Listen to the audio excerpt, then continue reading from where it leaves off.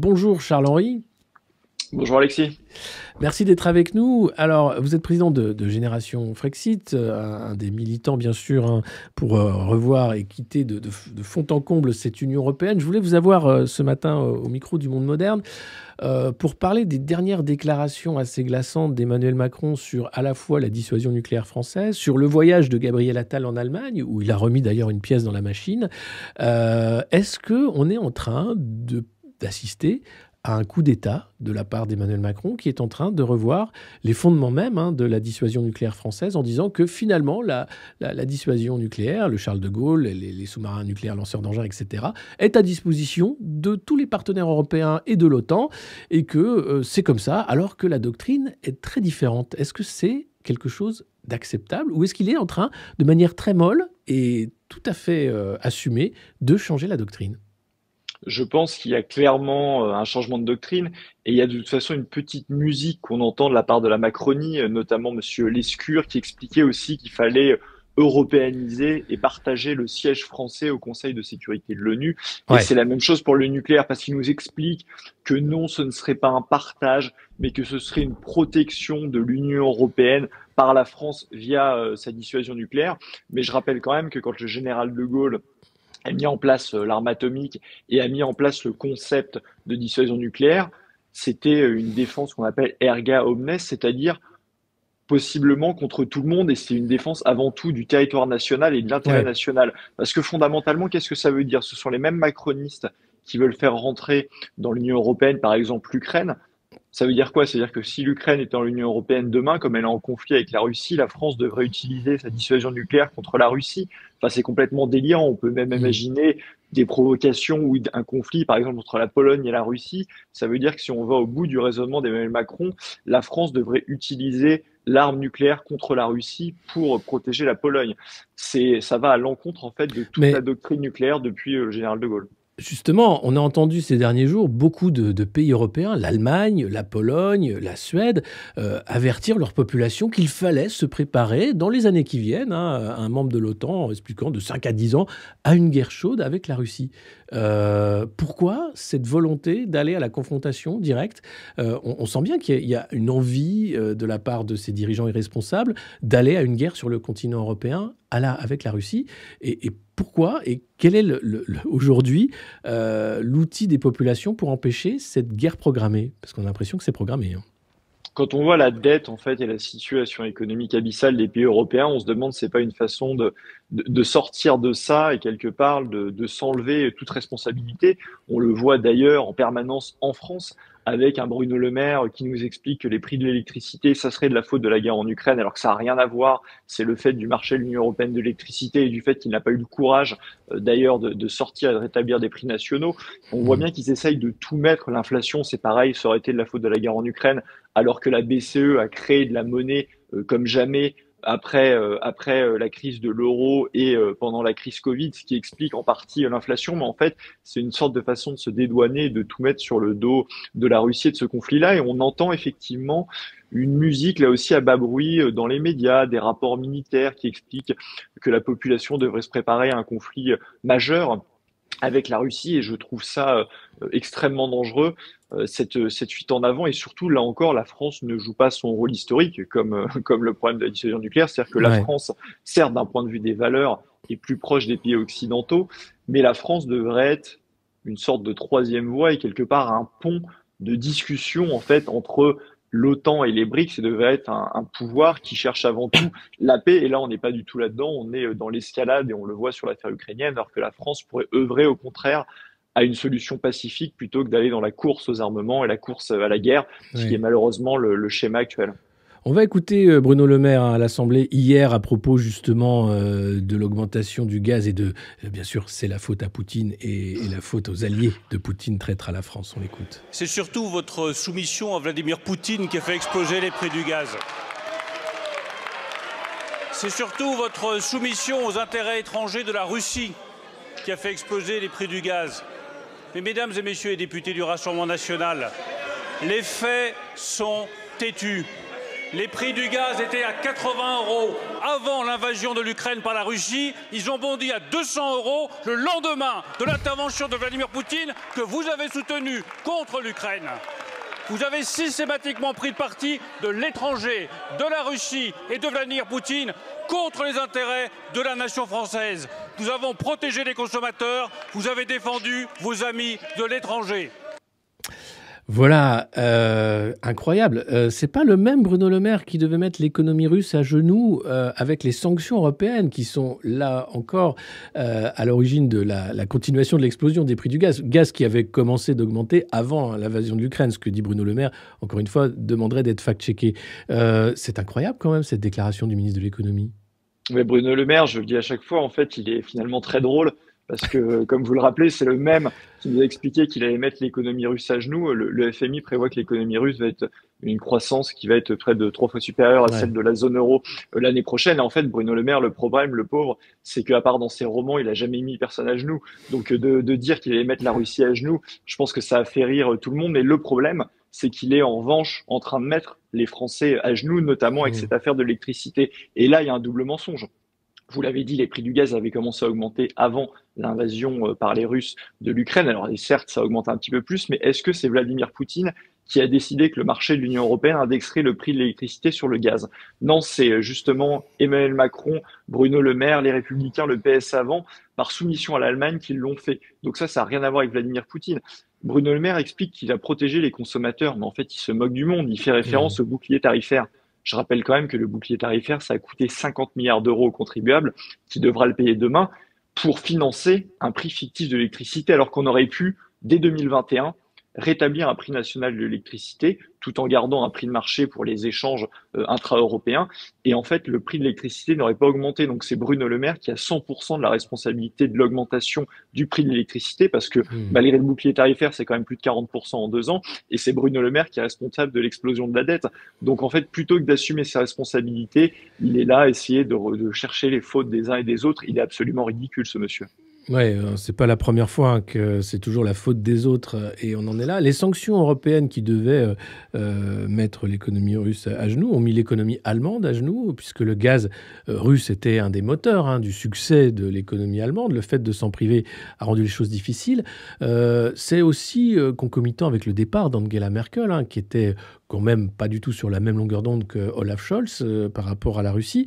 On apprend hier que la Suède clôt son enquête sur le sabotage de Nord Stream 2 en expliquant que on ne sait pas qui c'est. Et c'est vrai que là, on peut se demander quand est-ce qu'on arrêtera de nous prendre pour des jambons. Qu'est-ce qui va se passer aujourd'hui en Ukraine? Est-ce qu'une solution de paix peut se dessiner ou est-ce que c'est l'excuse pour relancer une guerre sur le territoire européen? Parce que là, on a vraiment l'impression que l'idée, c'est d'aller jusqu'au bout. Le quoi qu'il en coûte, les déclarations d'Emmanuel Macron, les déclarations des membres de l'OTAN, Ursula von der Leyen qui pourrait prendre la tête de l'OTAN après son passage à la Commission européenne. C'est un cauchemar qui est en train de se dessiner là. L'Union européenne a décidé d'une rallonge additionnelle de 50 milliards d'euros pour l'Ukraine. Donc on voit qu'ils sont clairement pas dans une optique de paix, même si évidemment ça n'empêche pas qu'il ne faut pas aider l'Ukraine, mais on pourrait aider l'Ukraine autrement que par des armements, et on pourrait aider l'Ukraine surtout en essayant de rechercher une solution de paix avec la Russie. Ces 50 milliards d'euros, je rappelle quand même que pour la France, comme on paye maintenant depuis 2023 à peu près 18,5% de toute contribution de l'UE, ça va faire à peu près 10 milliards d'euros en plus, et dans le même temps on nous explique qu'on n'a pas d'argent pour nos agriculteurs, pour les hôpitaux, pour les écoles, mais là il y a toujours de l'argent magique pour alimenter la guerre. Et effectivement cette musique elle ne sent pas très bon. Après, je pense qu'il y a une sorte de fuite en avant et de coup de pression, mais globalement, les dirigeants de l'Union européenne attendent de savoir ce qui va se passer lors des élections américaines, parce que vous avez vu que le Parti républicain, pour le moment, coupait justement toute nouvelle aide à l'Ukraine, et surtout si Donald Trump arrivait au pouvoir, il n'est pas exclu que lui amène la paix assez rapidement, parce que je pense qu'il veut pas payer pour ça, et je pense pas que les dirigeants de l'Union européenne qui ont l'habitude de se soumettre aux États-Unis iraient seuls dans la confrontation vis-à-vis de la Russie, d'autant plus que les pays de l'Union européenne, enfin je veux dire la France a encore une armée compétitive, les autres, il n'y a pas grand-chose, il y a le Royaume-Uni mais qui n'est plus dans l'UE, et je pense pas que le Royaume-Uni irait sans les États-Unis, donc à mon avis ce qui va être clé, ça va être ces élections américaines de cette année. Oui, bien sûr. On va parler aussi, l'Ukraine joue un rôle dans la crise agricole avec le dumping des produits agricoles ukrainiens, le blé, les œufs, les poulets qui ont envahi les marchés européens, la Pologne notamment, Roumanie, mais aussi la France, l'Espagne et autres. Thierry Breton, de manière très légère, expliquait que c'est acceptable, 300 000 poulets qui vont continuer comme ça encore. Bon, c'est nos valeurs. C'est pas du tout le cas pour les agriculteurs qui commencent à en avoir marre du deux poids deux mesures, puisque là, il n'y a pas concurrence libre et non faussée, bien au contraire. On a l'impression qu'ils ont joué la montre sur cette crise agricole, en donnant très peu finalement sur les normes, sur le plan phytosanitaire, donc un peu moins d'écologie, mais le Mercosur, par exemple. Prenons l'image du Mercosur, où Emmanuel Macron était pour, il y a de ça quelques mois, il devient contre suite à la crise agricole, et là, il promet que la France va être très ferme. Est-ce que la France peut empêcher la signature de cet accord, ou est-ce que de toute façon, Olaf Scholz, par exemple, le chancelier allemand, est un grand fan de l'accord du Mercosur, l'Europe aura le dernier mot? Alors, je rappelle que sur tous les accords de libre-échange, sur la politique commerciale en général, c'est une compétence exclusive de l'Union européenne. Ça veut dire quoi? Ça veut dire que c'est la Commission, même si elle peut avoir des lignes directrices des États membres, c'est la direction seule, un commissaire européen qui va négocier au nom des 27 les accords de libre-échange. Pour la Macronie, il y a évidemment une hypocrisie sans nom parce que ils nous expliquent qu'ils sont contre l'accord Mercosur, mais il y a quelques semaines, ils ont voté accord de libre-échange avec la Nouvelle-Zélande, accord de libre-échange avec le Chili, accord de libre-échange avec le Kenya. Pour le Mercosur, évidemment, il y a cette crise agricole. Et donc là, on sent qu'ils essayent de gagner du temps. On sent d'ailleurs que la Commission européenne, qui sent un petit peu le vent du boulet, cherche à gagner du temps. Moi, je suis persuadé, de toute façon, il y a un terme qui est très intéressant dans la déclaration d'Emmanuel Macron, c'est qu'il nous dit qu'il ne le signera pas en l'état. Oui. Et tout est en l'état. Parce que ce que je sens, moi, c'est qu'en fait, évidemment, ils ne vont rien signer avant les élections européennes de juin et ils risquent d'obtenir une sorte de concession cosmétique en disant, écoutez, on a réussi à modifier l'accord et donc là, on va le signer. Et après, ce qu'il faut bien avoir en tête, c'est les précédents. Il y a un précédent du CETA qui fait que à partir du moment où l'accord est signé par les chefs d'État et il est ratifié par le Parlement européen, 90% de l'accord du CETA est déjà mis en œuvre, quand bien même ça n'a pas été ratifié par les parlements nationaux. Et je suis persuadé qu'ils vont utiliser la même chose pour le Mercosur, c'est-à-dire qu'à partir du moment où les chefs d'État vont signer, que ça sera validé, ça sera une formalité au Parlement européen, eh bien, ils vont mettre en œuvre 90% de l'accord sans la ratification des parlements nationaux. Donc ça pourrait aller en fait relativement vite. Et je pense que là, ils jouent la montre jusqu'aux élections européennes. Et c'est pareil pour la Commission européenne. Là, on nous dit que maintenant, parce que c'était une directive européenne de 2021, pas encore mise en œuvre, mais qui voulait aligner le prix du GNR entre les professionnels et non professionnels, donc grosso modo, qu'il n'y ait plus de rabais fiscal pour les agriculteurs. Ça, ils l'ont mis un petit peu sur le côté. Ils ont mis un petit peu sur le côté aussi quelques interdictions d'utilisation de phytosanitaires. Mais je suis persuadé qu'ils reviendront à la charge et que c'est juste gagner du temps. Et pour ce qui est des mesures françaises, honnêtement, c'est grotesque. On se demande pourquoi la FNSEA a arrêté les mobilisations. Enfin, on sait pourquoi. Évidemment, ce sont les les relais de la Macronie, mais 400 millions d'euros, c'est rien. Et surtout, ça ne règle pas en fait les problèmes de long terme des agriculteurs, que sont les normes délirantes de l'Union européenne et que sont le libre-échange. Parce que si on peut potentiellement bloquer un nouvel accord de libre-échange quand on est à la tête d'un État, le problème, c'est comme c'est une compétence exclusive de l'UE, tous les accords passés, en fait, on ne peut rien faire dessus. C'est l'Union européenne qui a la main. Et donc là, le gouvernement offre des miettes. Qu'est-ce qui reste aujourd'hui, depuis qu'on est dans le TFUE, le traité de l'Union européenne, comme prérogative pour les États? Parce qu'on a l'impression que tous les sujets importants, bien finalement, c'est même plus du ressort de l'État. Et ce qu'il restait, la défense, le régalien, c'est en train de passer, avec des young leaders comme Emmanuel Macron, dans le giron européen. La santé, on l'a vu avec le délire des vaccins et Ursula von der Leyen et sa proximité avec le patron de Pfizer. L'immigration, là encore, les États ne maîtrisent plus rien. Et aujourd'hui, les traités de libre-échange, la concurrence, l'impossibilité de gérer le prix de son énergie. Qu'est-ce qui reste aujourd'hui à l'État-nation en termes de petites miettes de souveraineté? Ça, je l'explique notamment dans mon dernier livre, c'est que toutes les compétences importantes d'un État, logiquement, et les défis d'avenir de la France, en fait, j'explique dans mon livre la partie énergie et immigration. En fait, énergie, immigration, ça fait déjà bien longtemps que Bruxelles a la main dessus. L'immigration depuis le traité d'Amsterdam de 97. L'agriculture, ça fait un moment que Bruxelles a la main dessus. Donc c'est quand même 3 défi essentiel en fait pour la France au XXIe siècle et on n'a pas la main dessus. Et effectivement, il y a une sorte de fuite en avant. Les derniers domaines qui restait la compétence de l'État, c'était diplomatie, défense, Oui. en gros, et santé.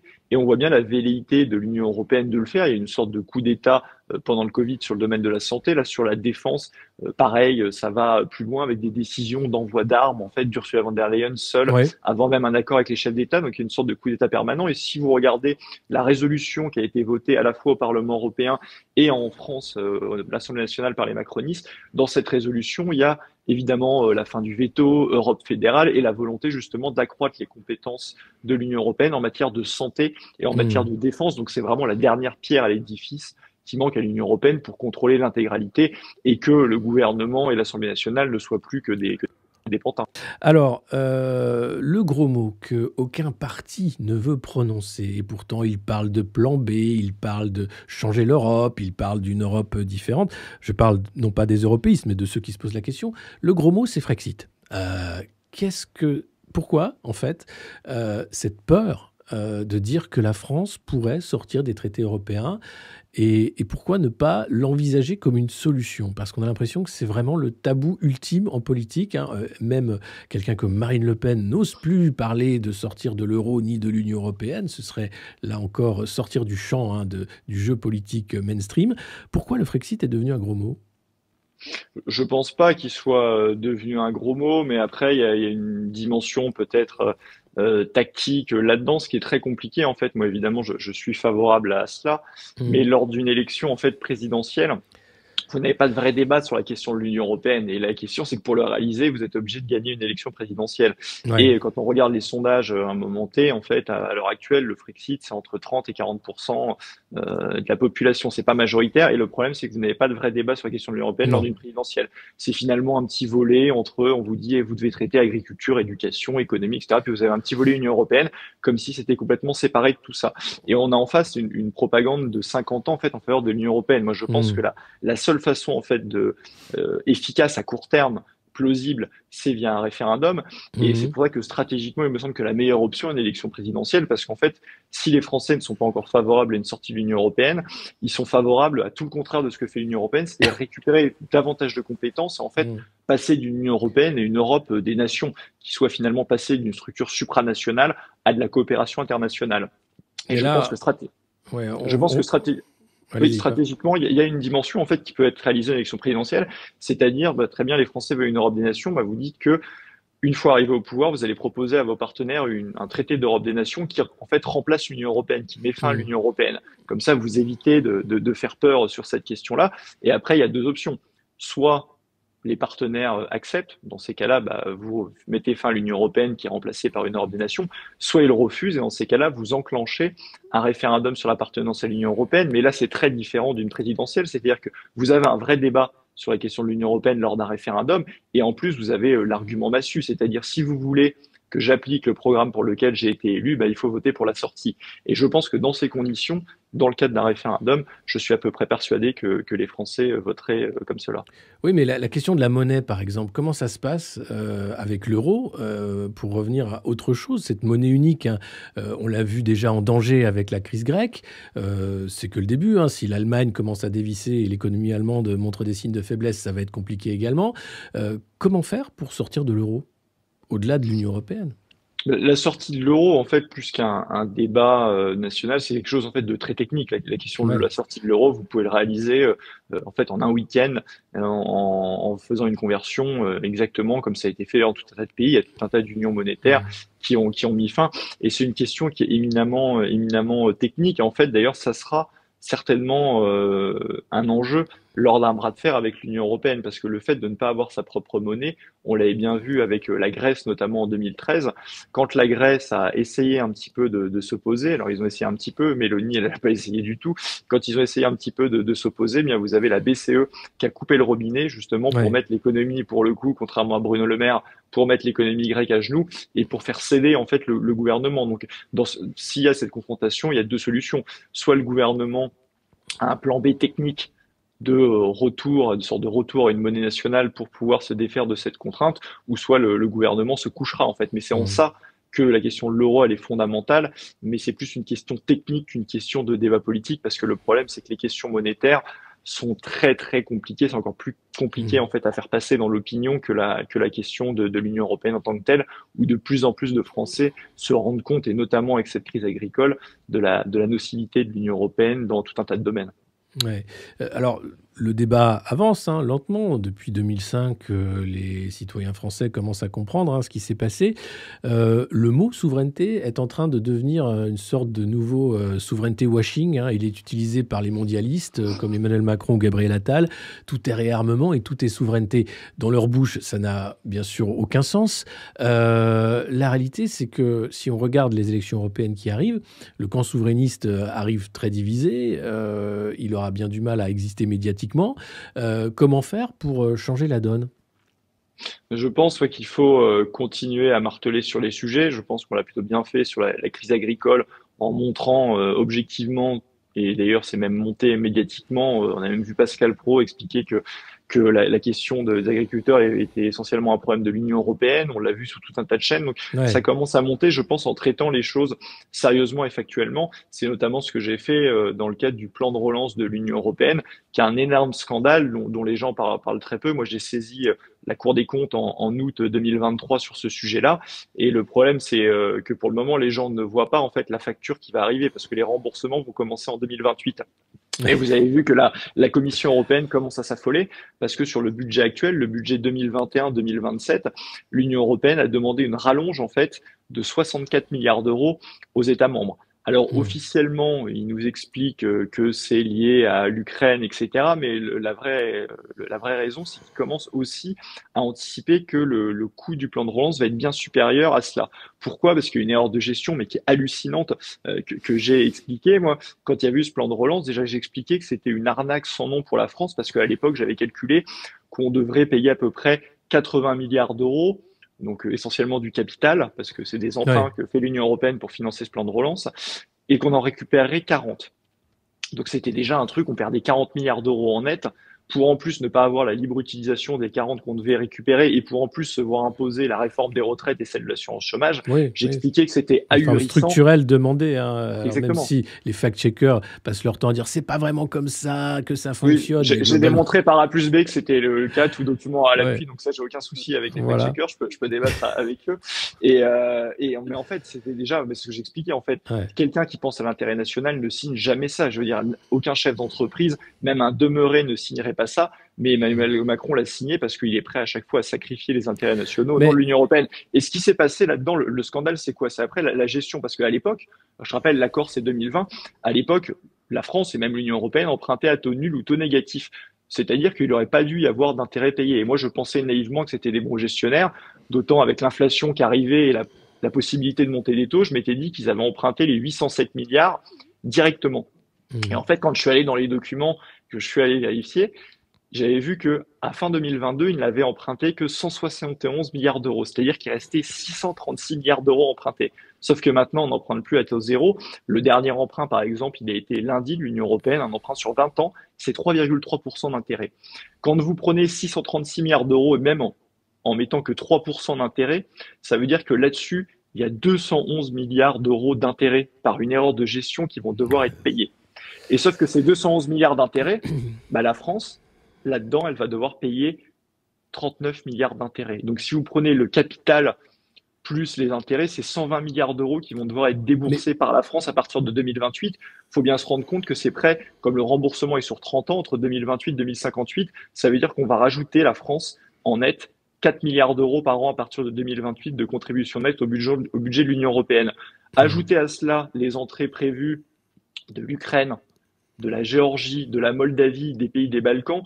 Ça a été estimé par le Financial Times, à peu près 250 milliards d'euros à dépenser sur 7 ans. Là, vous rajoutez à peu près 7 milliards d'euros à ajouter. Vous ajoutez la fin des contributions britanniques, parce qu'ils continuent à payer encore. Les gens ne le savent pas, mais c'est 2023, ils payent encore 9 milliards. Ça va passer à 4 milliards l'année prochaine, et ça sera évidemment zéro à partir de 2028.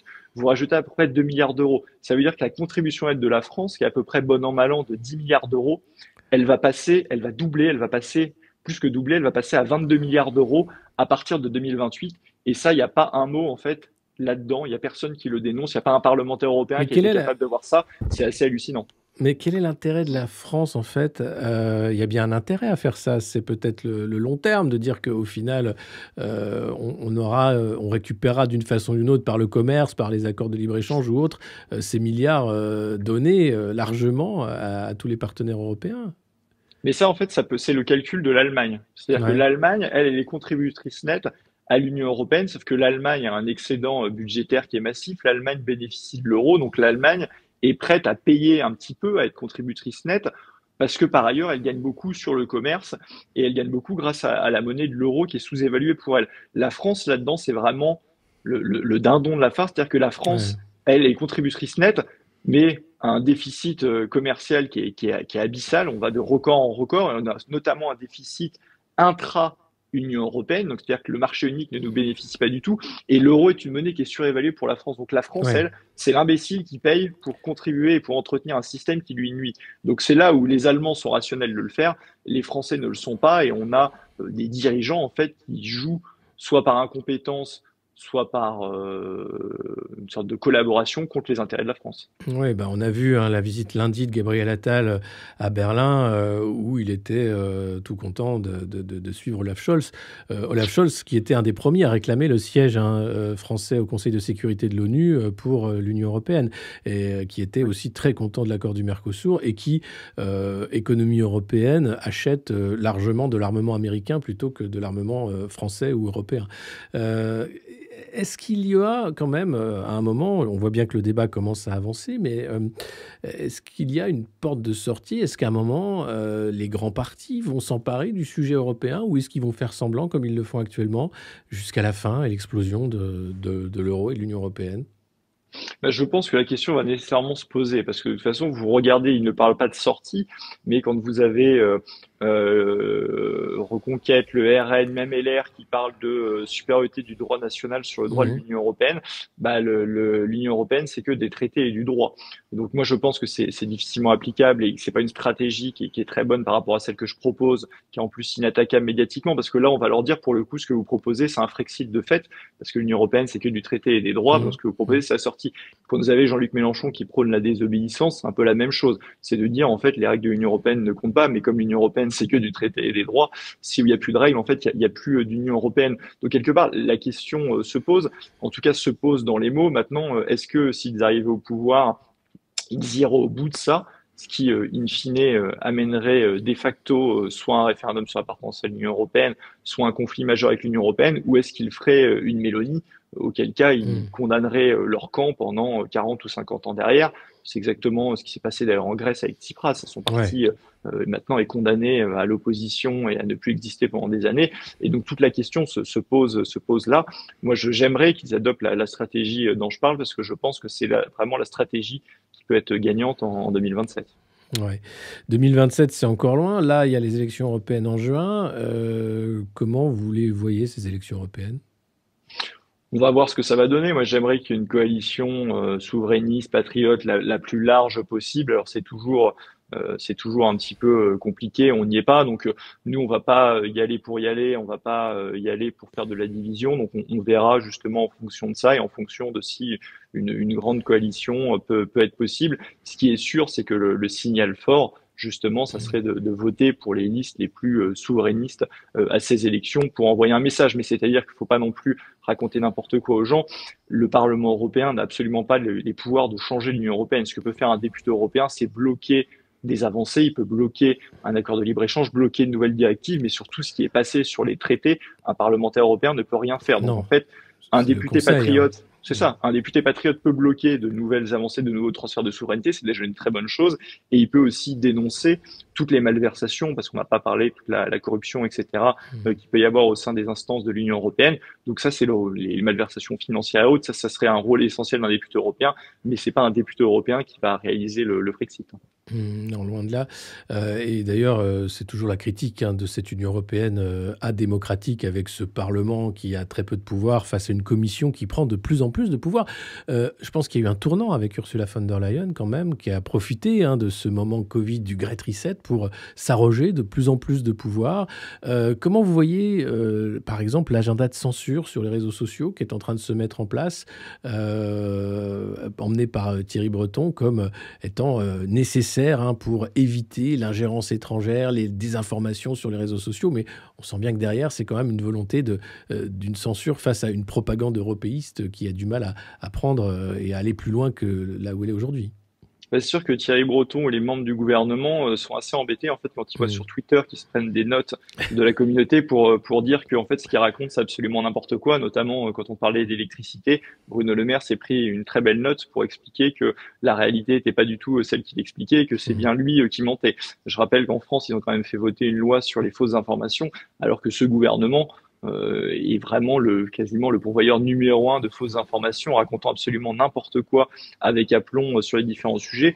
Et les réseaux sociaux, justement, permettent de rétablir la vérité. Donc, on voit bien qu'ils prennent cette pente-là, d'aller vers de plus en plus de contrôle et d'avoir une pente qui est éminemment liberticide. Mmh. Est-ce que vous avez un dernier mot pour conclure, au-delà des échéances électorales, expliquer aux Français, enfin, comment faire pour arriver à briser ce plafond de verre et parler vraiment de l'Europe pour ce qu'elle est, c'est-à-dire une machine à perdre d'une certaine façon, perdre de la souveraineté, mais perdre aussi, on l'a vu sur le prix de l'électricité. Est-ce qu'il y a une stratégie qui peut se mettre en place dans les mois, les années qui viennent?